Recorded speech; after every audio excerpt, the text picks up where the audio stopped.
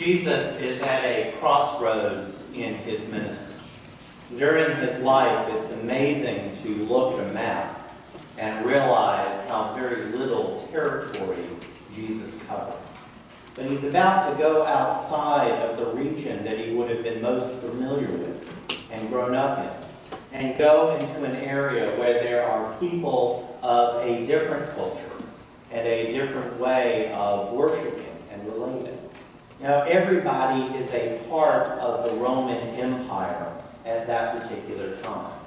They are the dominant culture through their military might. They have been able to get a monopoly on commerce, on religion, and on entertainment and other pursuits, as well as the form of government that they use to oversee the people. And the different groups and different ethnicities that fall under this umbrella have a kind of tenuous relationship with Rome. Most Roman emperors were pretty tolerant that as long as you didn't plan a rebellion and continue to pay your taxes, you could live and worship however you do.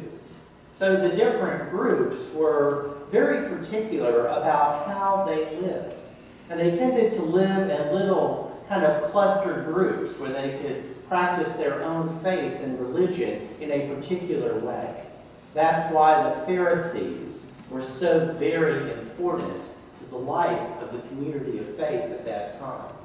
They were the people that made sure everyone understood the law and the way in which God's people were supposed to live, so they could keep life to their own sort of way of doing things, even in the midst of being a part of this very oppressive Roman Empire. But now we're seeing a time where Jesus is going into the area of Tyre and Sidon. He's going into a different territory where he's going to encounter people who worship and act in different ways. And as a result of this, it makes for some rocky interchanges. People who choose to live in their own kind of cloistered environment oftentimes do so out of safety. If I am here surrounded by people I know whose ways are familiar to me, then I know what to expect. If I venture outside of that, I'm going to encounter people who are different from me, and I won't know how to interact with them or how to trust them. Now, if we can interact with people who are different, with an open mind and with a spirit of curiosity, we have the potential of having our life enriched with a great diversity of friendships. But many avoid that sort of temptation and choose to live in isolation. That would have been certainly the way for Jesus and the disciples and the way in which they were accustomed to being brought up. We're told that when they went into this region, a Canaanite woman, which makes her a woman of another culture, approaches and she calls him by his official title, something that not even the disciples that travel with Jesus are accustomed to calling him, referring to him as the Son of David, the Messiah, the Anointed One. That could be grounds for getting arrested in that day, because Messiah meant king. Messiah meant political and military leader. That's the way it's viewed in the Old Testament, in the days of David and of Solomon. And that's the kind of talk that you just didn't shout out in mixed company like that.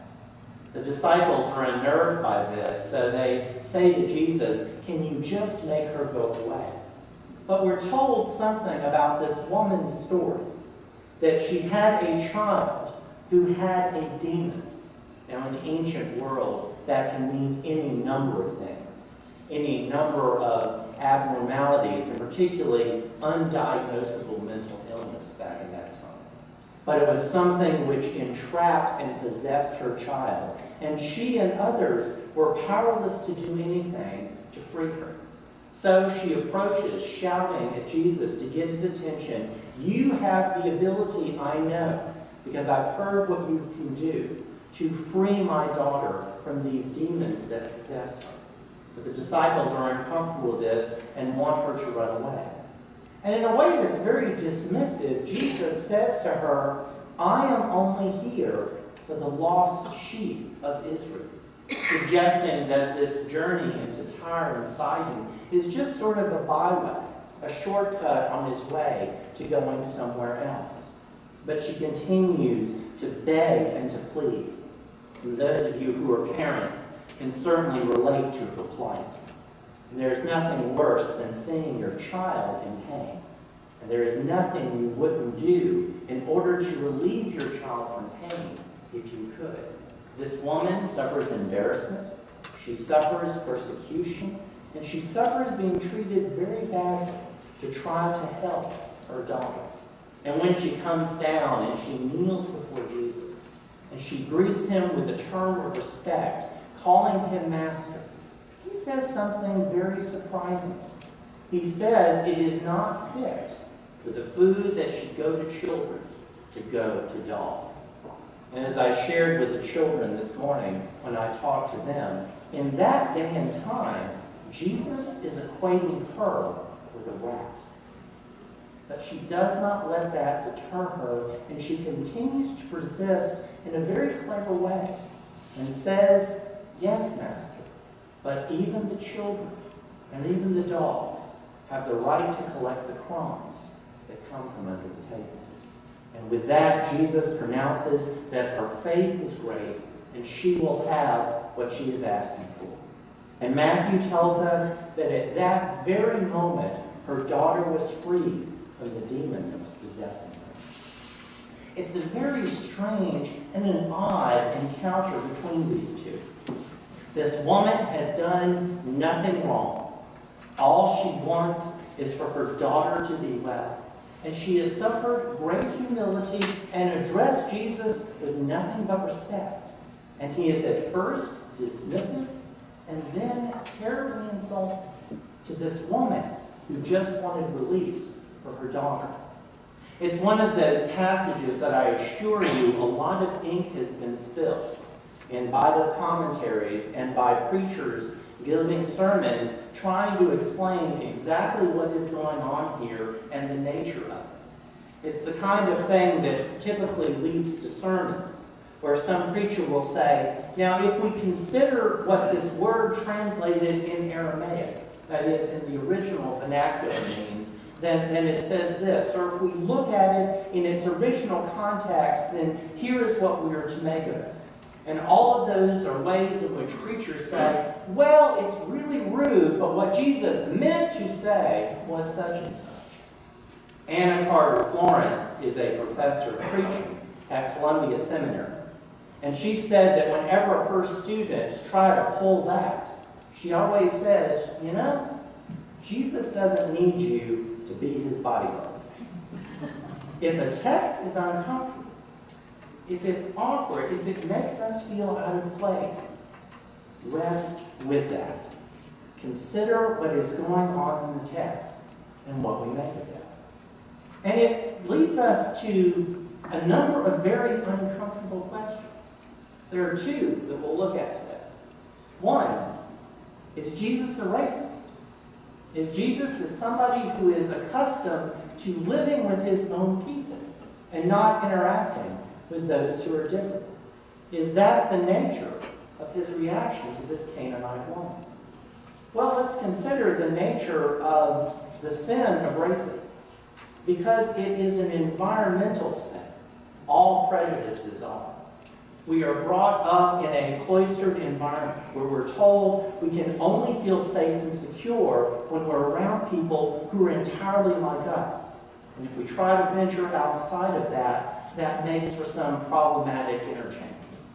As that old song in the musical South Pacific sang, you must be taught to hate, carefully taught. And so it's very likely that Jesus was brought up by Joseph and by his family and by his culture to be suspicious of other groups of people and to not want to interact with them. So it's possible he's acting out of some knee-jerk kind of enculturization that was inbred into him in that moment. That leads us to another very awkward question. Is Jesus being sinful here? For him to denounce this poor woman who only wanted relief for her daughter, is he guilty of committing a sin? Well, it depends on how you and I define sin and what we think of it as. We're inclined to think of Jesus Christ as the Son of God incarnate, who is without sin and therefore able to die on behalf of our sins. And so if we think of Jesus' sinlessness as meaning that he never did anything wrong and never made any mistakes, then yes, he is racist and he is sinful. But in the ancient church, they had a different way of looking at sin. And sin came from a sense of not being self-aware, realizing in the interchange that he had with the people who were listening to the Pharisees earlier, that sin comes from within, that hatred and lust and coveting and false witness, all of those sins that we verbalize and commit, all of those sins that once we do them, they go out there into the world. They begin internally. And so to be without sin for the early church means being aware of this. And there are times where a person will slip up and will do the wrong thing, but immediately notice it. And in that context, Jesus is not sinful because he's self-aware. He's gone into different territory. He's encountered people that he may have been told to avoid and treat as suspect. And he's acted to this woman in a way that's disrespectful and hurtful. But then she brings him very quickly back to his identity and to who he is. With that wonderful phrase where she turns the table on him. Even the dogs get to feast from the crumbs that fall under the table. So Jesus responds to her after his harsh comments. You have great faith. It will happen for your daughter as you wished it to be. Could be Jesus' way of saying to her, you're right, I'm sorry. That's one way of looking at this very tricky text. Go forward a few decades and we've got Matthew writing this gospel, writing for the church of his day long after any of these events have taken place. Writing from the perspective of both memory that's been passed down to people through an oral tradition, as well as through his pious imagination, trying to tell the story in a way that will inform his church.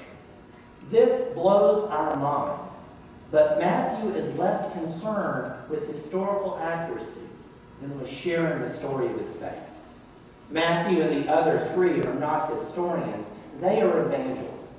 They are sharing the good news of how Jesus Christ changed their lives and the lives of others. And they're sharing that in ways that are relevant for the church of their day.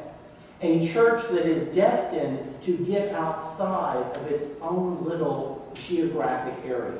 A church that's going to go to all four corners of the world, and even to parts of the world they didn't even know existed then. Matthew is preparing his church for that environment. And so that's why he includes this encounter with the Canaanite woman and Jesus, as a way of saying to his church, when we venture outside of our own territory and our own comfort zone, it's going to be very tricky. We're possibly going to step on one another's toes. And we've got some prejudices and some sins that we are going to have to be quick to own when we go into that environment. So that perhaps is what Matthew is telling to the church in his day and to ours as well. It continues to be one of the things that challenges the church in our day and time and throughout the years. It was true in the early days of Methodism. John Wesley was brought up in the Church of England, where his father was a priest. He was one of 11 children. He had parents who were very staunch in the way in which they brought him up. That means Wesley is the kind of person who was afraid of his own shadow. At a very early age of 9, he made a list of himself of how he should live and how he shouldn't live. He was a by-the-letter Pharisee. writing out all the things that he could do and couldn't do, and making sure he followed them to a T. But he wasn't aware of what that did to him and how that harbored prejudices and biases that he had within him. When he went off to college to study, and he was studying the Bible and Christian theology very seriously, he studied the concept of the universality of sin, to say that all of us have sinned and fallen short of the glory of God. And he wrote back to his mother, who remained his greatest influence. And he said, I have trouble understanding this concept, because when I look around at my classmates and other people, it appears that I am far superior and more righteous to them. Wesley goes on to be ordained in the Church of England as well, and he accepts a position to be a missionary in Savannah, Georgia, the 13th of the original colonies. And in Wesley's day, there was this belief in what was known as the noble savage. They referred to the Native American peoples of North and South America. And they believed that they were people who were pure and uncorrupted by society in any way. They were people who were intelligent and capable of caring for themselves and their families. But they believed there were people who were completely devoid of any philosophy of life or any religion or culture on their own. And so the belief that Wesley and others had is, if missionaries went into that field, these Native Americans would just gladly embrace the gospel because they'd just been going through life without any source of meaning or purpose. What Wesley rudely discovered, and others as well, is that Native Americans certainly have a religion and culture all of their own. And their failure to appreciate that and learn to work with that, enabled Wesley and others to be miserable failures. He had an unfortunate encounter with a young woman in his parish that's too good a story, I'll save it for another time, that led with him having to flee Savannah in the middle of the night.